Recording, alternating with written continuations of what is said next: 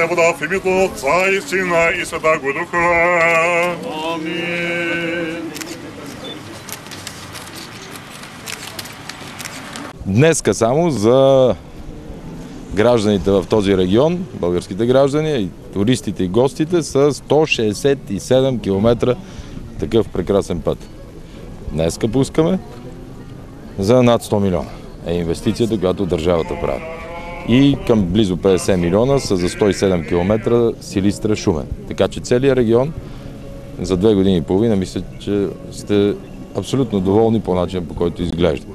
65% от средствата за двете рехабилитирани отсечки са осигурени от Европейската инвестиционна банка, а 35 на 100 са от републиканския бюджет. Денонощно по тези пътища преминават над 4000 моторни превозни средства. Именно за това е важно тяхното безаварийно преминаване. Премиерът коментира и продължаващите протести в страната.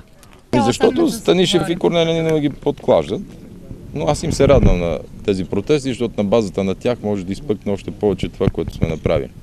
На кафе в центъра на Силистра премиерът разбра от кмета за големия 12 милионен дефицит на общината и продаденото на безценица преди време голямо летище близо до града. И населението да не реагира, а София да ме задръстват с трактори и то на милионери, считам, че не е правилно.